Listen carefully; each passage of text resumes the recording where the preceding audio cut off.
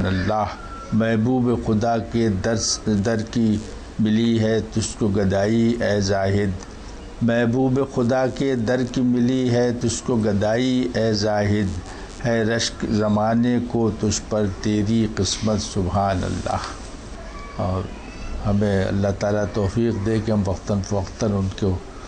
وہ نہیں ہیں مگر ان کا کلام ہمارے پاس موجود ہے، پڑھتے رہیں، اس سے استفادہ کرتے رہیں، اور کیا ہے الحمدللہ کیا ہے۔ بس یہ ضرور ہے کہ ہر انسان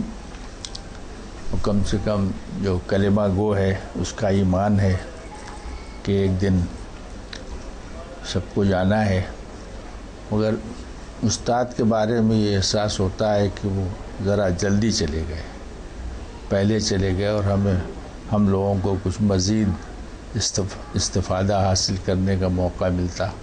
انہی الفاظ کے ساتھ اور دعا کے ساتھ کہ اللہ تعالیٰ ان کے درجات کو بلند کرے۔ ناظرین کرام، ابھی آپ نے جناب ماجد خلیل سے جناب زاہد فتح پوری کی نعت یا شاعری کے حوالے سے ان کی معتبر رائے سنی ہے۔ اب ہم بات کریں گے ہمارے عہد کے موجودہ عہد کے ایک معتبر محقق اور نقاد جناب ڈاکٹر جمیل جالبی کی، جن کا کہ نام آج کے عہد کے مستند نقادوں میں ہوتا ہے، محققوں میں ہوتا ہے۔ خاص طور پر ان کی تاریخ ادب اردو کی 3 جلدیں اردو تحقیق اور تاریخ کے اعتبار سے ایک سنگ میل کی حیثیت رکھتی ہیں۔ جناب زاہد فتح پوری کے حوالے سے جو گفتگو انہوں نے کی ہے وہ آج ہم آپ کو سنواتے ہیں، تو آئیے ڈاکٹر جمیل جالبی سے ان کے تاثرات سنتے اور دیکھتے ہیں۔ زاہد فتح پوری اپنے زمانے میں وہ شاعر تھے، خصوصاً کراچی کی ادبی محفلوں میں وہ رونق ہے۔ شروع سے ان کا توجہ نعت کی طرف رہی، خاص طور پر ان کا پہلا مجموعہ بھی نعت کا ہی آیا تھا، نقش اولی کے نام سے۔ اور میرا خیال یہ ہے کہ ان کی نعتیں بڑی اہمیت رکھتی ہیں، اور آج بھی اگر ان کو پڑھا جائے گا تو اس کی اہمیت سب کے سامنے آئے گی۔ میں نے ان کی کتابیں چھپی تھی نقش اولی کے نام سے، اس نعتوں کا حمد اور نعتوں کا مجموعہ تھا،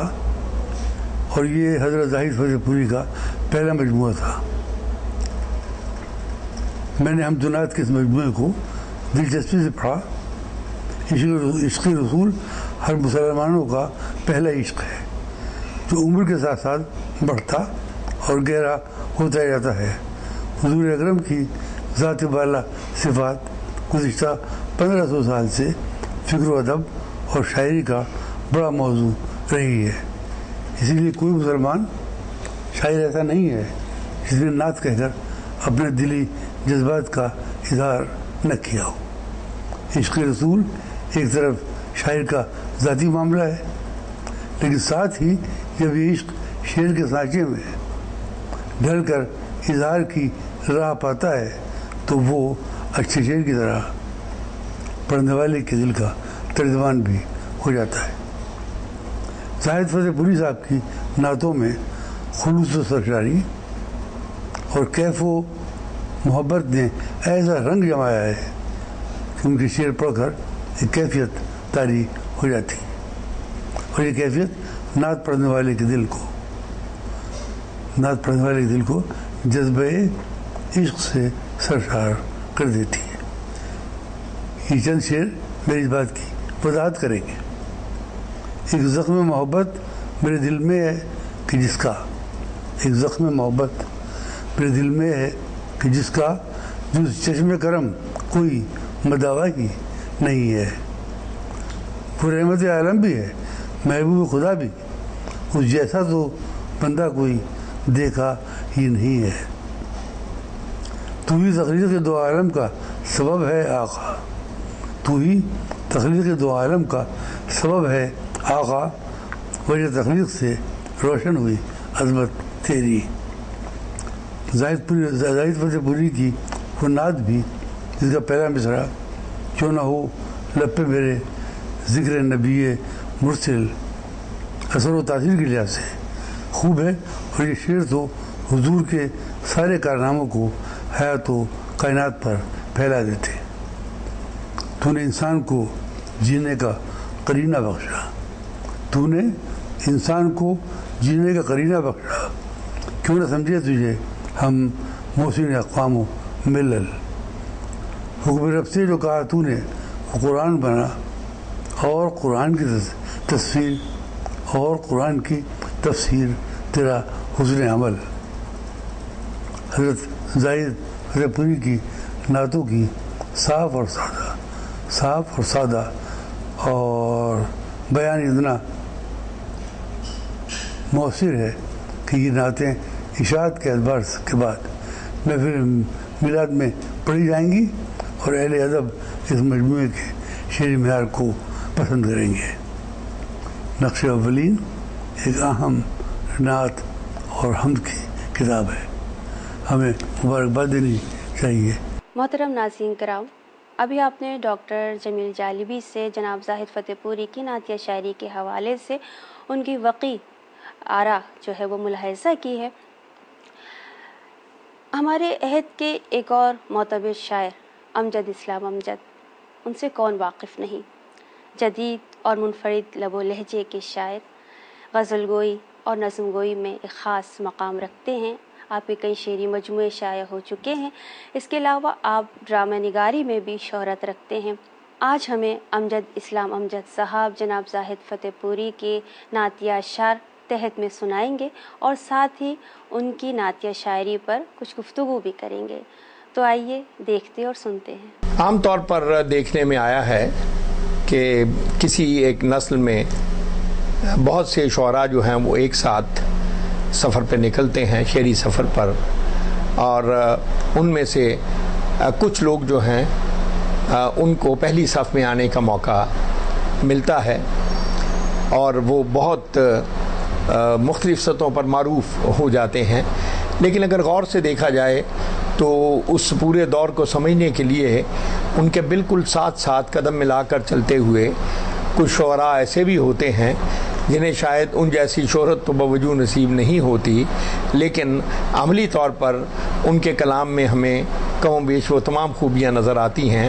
جو اس دور کے نمائندہ شاعروں میں دیکھی جا سکتی ہیں۔ زاہد فتح پوری صاحب کا کلام میری نظر سے مختلف وقتوں میں گزرتا رہا۔ اب ان کے انتقال کو 10 سال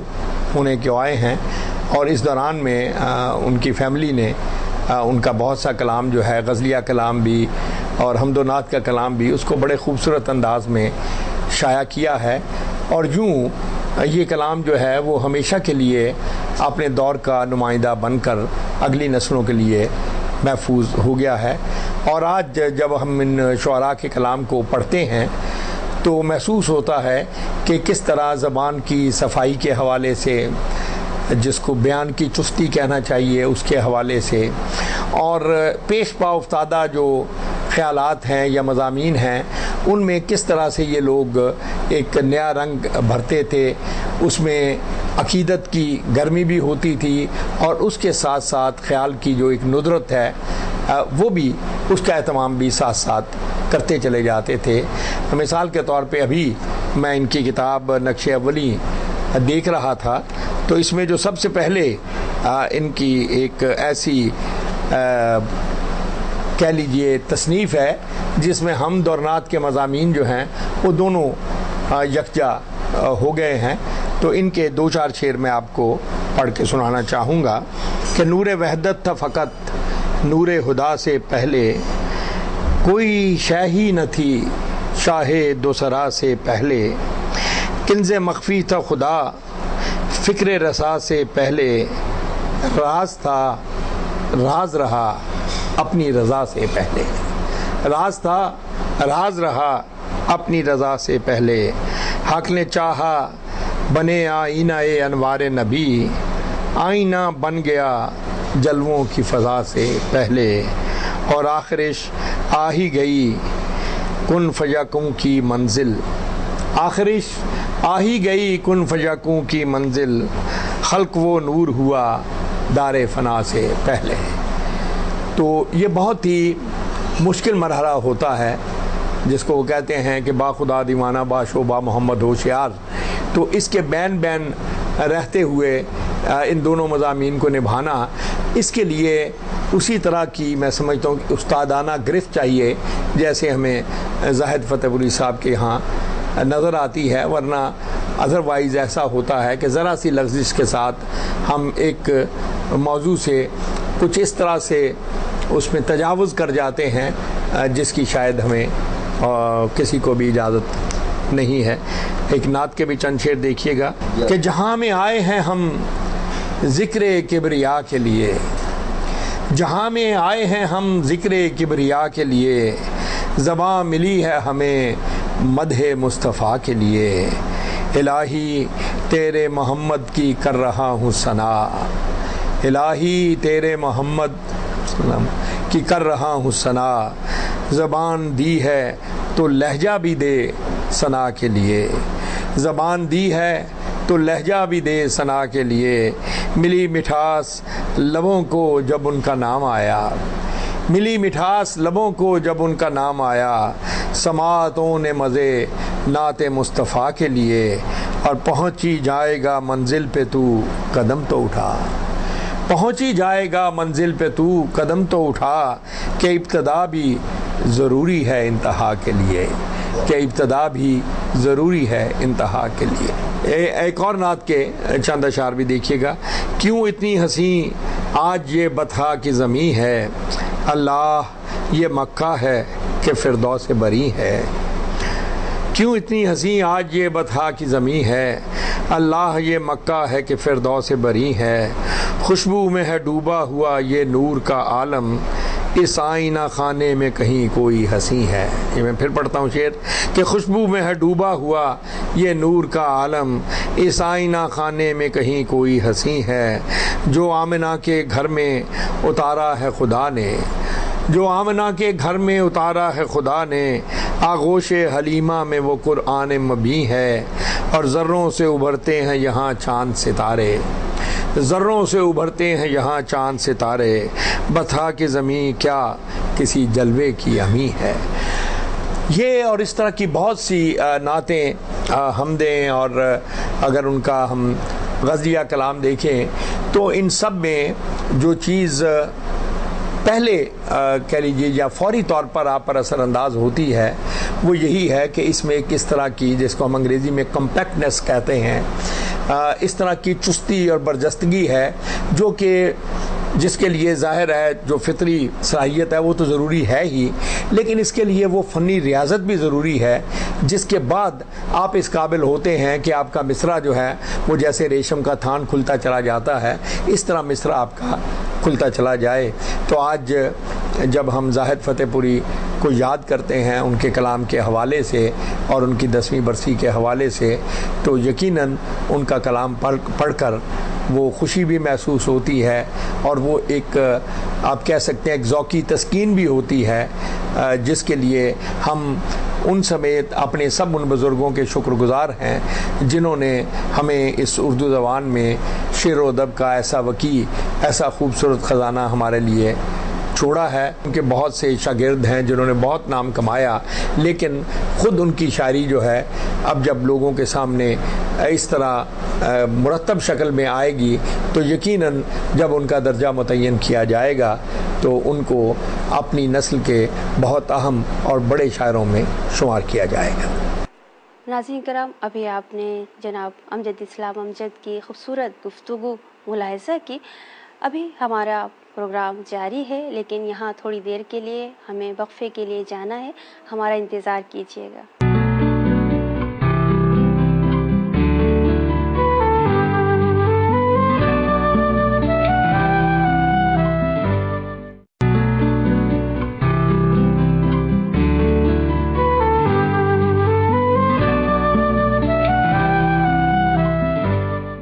وقفے کے بعد دوبارہ حاصل مطالعہ میں آپ کے سامنے موجود ہیں۔ تابش دہلوی، ہماری اردو شاعری کے آبرو جناب تابش دہلوی نے زاہد فتح پوری کے شاعری کے حوالے سے بہت خوبصورت رائے کا اظہار کیا ہے جو ایک وقی درجہ رکھتی ہے۔ ہم نے حاصل مطالعہ پروگرام میں ان کی اس رائے کو شامل کیا ہے۔ اظہار خیال کے عنوان سے زاہد فتح پوری کے حوالے سے تابش دہلوی صاحب کا یہ مختصر مضمون اس کتاب میں شامل ہے۔ زاہد فتح پوری کی شاعری کی عمر 9 صدی سے زیادہ ہے۔ انہوں نے شاعری کی اس عمر میں تمام اصناف سخن میں اپنے طباعی کے جوہر دکھائے ہیں، خاص طور پر حمد و نعت، غزل اور رسائی ادب میں، لیکن بنیادی طور پر وہ غزل کے شاعر ہیں، اور غالباً اسی بنیاد نے ان کی شاعری کی دوسری اصناف کو تقویت بخشی ہے۔ ان کی شاعری موضوعات کے اعتبار سے عہد حاضر کی زندگی کے مسائل کے اظہار کی شاعری ہے، جو دلکش تشبیہوں، مانوس استعاروں اور سادہ الفاظ سے مزین ہے، اور مترنم بہروں نے ان کی شاعری کو قاری اور سامع کے لیے زیادہ دل پذیر بنا دیا ہے، اور ایک اچھی شاعری کی یہی خوبی شاعر کو صف شعراء میں کوئی مقام دلانے کے لیے کافی ہے۔ ان کا حمد و نعت کا مجموعہ، نقش اولی اور غزلوں کا مجموعہ میں قد خیال منظر عام پر آئے ہیں۔ یقین ہے کہ اہل ادب سے یہ دونوں مجموعے شرف قبولیت پائیں گے۔ یہ تو تھی جناب تابش دہلوی صاحب کی خوبصورت اور مختصر سی رائے۔ اب آج ہم نے جناب زاہد فتح پوری کے حوالے سے ایک اور گفتگو ریکارڈ کی ہے محترم جناب ڈاکٹر پروفیسر پیرزادہ قاسم صاحب کی، جو کہ شیخ جامعہ کراچی ہیں اور ایک بہت اچھے شاعر، ہمارے جدید جو شاعری کا منظرنامہ ہے اس پہ اپنی ایک مستند حیثیت رکھتے ہیں۔ تو آئیے دیکھتے اور سنتے ہیں کہ وہ جناب زاہد فتح پوری کی نعتیہ شاعری کے حوالے سے کن خیالات کا اظہار کرتے ہیں۔ غیر منقسم ہندوستان کا جو ادبی منظرنامہ تھا، اس منظرنامے میں سن 1925 سے لے کے اور پھر قیام تقسیم ہند اور قیام پاکستان، اور اس کے بعد قیام پاکستان کے بعد کا جو شعر و شاعری کا حصہ ہے، اس میں بعض نام اپنی اہمیت اور اپنی معنویت کے لحاظ سے بہت ممتاز مانے گئے ہیں۔ یہاں ایک تقسیم یہ ضرور ہو جاتی ہے کہ کچھ شعراء اس دور کے ایسے تھے کہ جنہوں نے اپنی شاعری اور اس کا حوالہ کتابوں سے بنایا، اور وہ مختلف جرائد میں چھپتے رہے اور ان کی کتابیں شائع ہوتی رہیں۔ بہت سے شعراء ایسے تھے کہ جو اس پس منظر میں مقبول ترین شعراء میں شمار کیے جانے کے قابل تھے، کیوں کہ وہ مشاعرے کے نہایت ہی مقبول اور ہر دل عزیز شعراء میں شمار ہونے لگیں۔ یہ ایک بہت بڑا حصہ ہے جو ہماری شاعری میں مشاعرے کا ہے، کہ اس سے جو لوگ متعلق ہوئے وہ ایک تو بہت جلد نظروں میں آ جاتے ہیں، اور کیونکہ وہاں فوری طور پہ داد اور پسندیدگی سامنے آ جاتی ہے،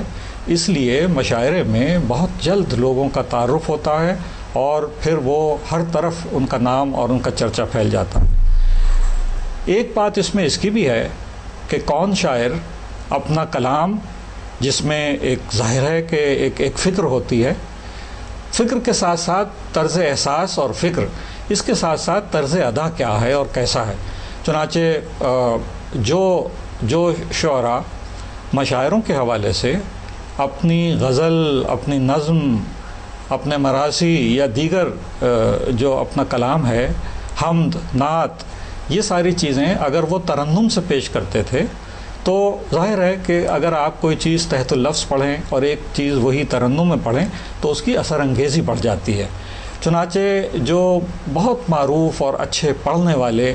ترنم کے ساتھ جن کی ادائیگی مثالی سمجھی جانے لگی تھی، اس میں ہمارے عہد کے بڑے معروف شاعر حضرت زاہد فتح پوری کا نام ہے۔ اب اگر اس منظرنامے کو دیکھیں، مشاعروں کی دنیا، ادب کی دنیا، تو اس میں بہت سارے نام ہیں۔ مولانا ماہر القادری بھی ہیں، اس میں آپ کو آل رضا بھی ملیں گے، اس میں آپ کو شاعر لکھنوی بھی ملیں گے، اس میں آپ کو استاد قمر جلالوی بھی ملیں گے۔ یہ سارا ایک پر رونق ایک سلسلہ تھا، اور اس میں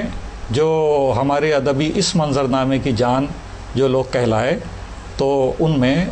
زاہد فتح پوری صاحب کا نام نامی بہت اہمیت کا حامل ہے۔ زاہد صاحب کی زندگی پہ اگر آپ نظر ڈالیں، کیونکہ میں ظاہر ہے کہ ایک نیاز مند کی حیثیت سے، ان کے شاگرد کی حیثیت سے، اس لیے کہ وہ اسکول کے زمانے میں میرے استاد رہے، میں نے انہیں جیسے کہ دیکھا ہے، وہ بحیثیت انسان بہت ہی قابل قدر شخص تھے۔ انہوں نے اپنی زندگی کا محور اور مقصد دوسرے لوگوں کی تربیت اور ان کی تعلیم اور ان کی تلقین کے لیے اپنے آپ کو صرف کیا اور خرچ کیا، اور انہوں نے کبھی ذاتی مفاد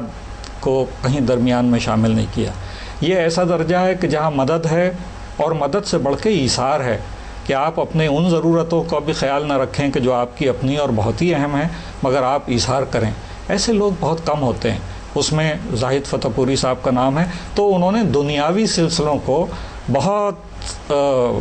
محبوب نہیں جانا، یعنی یوں سمجھ لیجئے آپ کہ دنیا ان کے سامنے تھی، کھڑی تھی، ساتھ ساتھ تھی، مگر زاہد فتح پوری صاحب نے کوئی اعتنا نہیں کی دنیاوی اس میں، مگر اللہ تعالیٰ نے انہیں عروج دیا کہ ان کی سمجھ لیجئے کہ آج ان کا نام ہے اور لوگ انہیں یاد رکھتے ہیں اور یاد رکھنے کی کوشش کرتے ہیں۔ بہت جلدی انہوں نے نہیں کی کہ جس طریقے سے اور لوگوں کا کلام چھپ رہا تھا، ساتھ وہ اپنا کلام چھاپتے چلے جاتے، اور وہ بھی اسی طریقے سے ان کی کتابیں۔ جب میں خود اس میں مجھے یاد ہے کہ کئی بار درخواست گزار ہوا تو انہوں نے یہ کہا کہ میاں ٹھیک ہے، وقت پہ ہو جاتا ہے، دیکھو اللہ کو کیا منظور ہے، مولا کیا کرتا ہے، ہو جائے گا، کوئی وقت آئے گا۔ گویا انہوں نے اس میں کوئی وہ بات نہیں دکھائی کہ جس طریقے سے ان کا استحقاق تھا اور وہ کر سکتے تھے۔ ایک بات البتہ انہوں نے کی، اور انہوں نے یہ کہی کہ بھائی بات دراصل یہ ہے کہ یہ سب کلام، یہ ساری شاعری، یہ سب اپنی جگہ، مگر میری نسبت جو ہے وہ تو نسبت ہے نعت کی، اور میں یہ سمجھتا ہوں کہ اگر میرا کلام چھپے تو سب سے پہلے جو ہے وہ میرا مجمع نعت آنا چاہیے، تب میں اس سے سمجھوں گا کہ اس کی ابتدا صحیح ہو گئی۔ اب آپ دیکھیے کہ یہ خود اپنے اندر کتنا بڑا ایک درجہ رکھتا ہے کہ انہوں نے فضیلت کے لیے اس رشتے کے حوالے سے، اپنے آپ کو ایک امتی کے حوالے سے یہ کہا کہ حضور نبی کریم صلی اللہ علیہ وسلم کی جو نعت ہے اس سے اس کی ابتدا ہونی چاہیے۔ اب ان کی زندگی میں یہ مقام تو نہ آ سکا، لیکن ان کے بچوں نے اس کا خیال رکھا، اور جو ان کا اولین مجموعہ کلام جو نقش اولی کے نام سے شائع ہوا، اس میں حمدیہ اور نعتیہ اشعار۔ ظاہر ہے لحن بہت اچھا تھا، پڑھتے بہت اچھے تھے، اور ان سے سیکھا، اور بہت لوگوں نے سیکھا، ہم نے بھی سیکھا کہ کیسا سجا ہوا خوبصورت طرز ادا کے ساتھ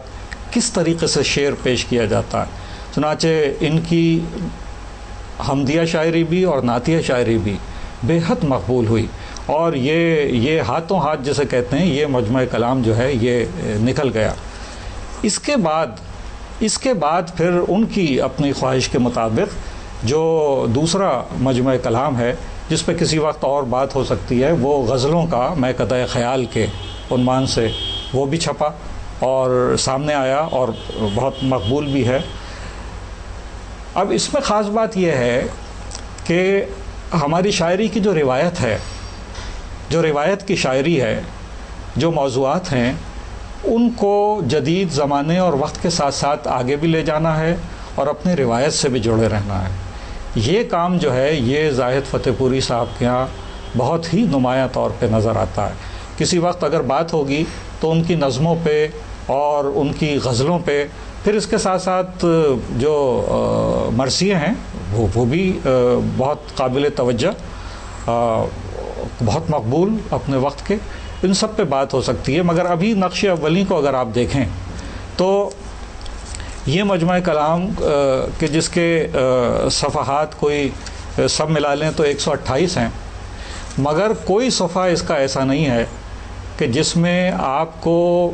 انتہائی درجوں میں عقیدت، محبت اور احترام کے ساتھ جو حضور نبی کریم صلی اللہ علیہ وسلم کے جو تذکرہ اس میں آیا ہے، اور کیونکہ یہ رواں دواں بہہ رہے ہیں ان کی خوشنمائی یہ ہے کہ یہ بہت ہی اچھی طریقے سے اور یعنی اس میں ادائیگی کی جا سکتی ہے، ادائیگی ہو سکتی ہے. چنانچہ آپ ان کی حمد لے لیجئے اور ان کی نعت لے لیجئے، ان دونوں میں یکساں ایک جسے ردم کہتے ہیں، ایک نغمگی ہے، وہ ساتھ ساتھ اس کے مصرے، تو پڑھنے والے کے لیے تو بڑی کمال کی یہ چیزیں ہیں اور بڑا تحفہ ہے کہ ان کو مثال کے طور پہ حمد میں وہ فرماتے ہیں کون و مکان کے مالک میں ہوں غلام تیرا، کون و مکان کے مالک میں ہوں غلام تیرا، دل میں ہے یاد تیری لب پہ ہے نام تیرا. اب یہ اب آپ نے اس میں محسوس کیا کہ یہ جس طریقے سے یہ حمد پڑھے گی اسی طریقے سے اس میں روانی اور اس میں جو خوشنوائی ہے وہ آتی چلی جائیں گی. نظریں کہاں ہیں ورنہ جلوہ ہے عام تیرا، ہر شے سے ہے نمایاں حسن تمام تیرا. یہ اس طریقے سے اس میں جو ہے وہ حمدیہ نظمیں چلی ہیں. اور پھر جب نبی کریم صلی اللہ علیہ وسلم کے حضور میں نذرانہ عقیدت لے کے حاضر ہوتے ہیں تو وہ ساری کیفیتیں کہ جو ایک کسی نے، اب دیکھیے اسی سے بات نکلتی ہے کہ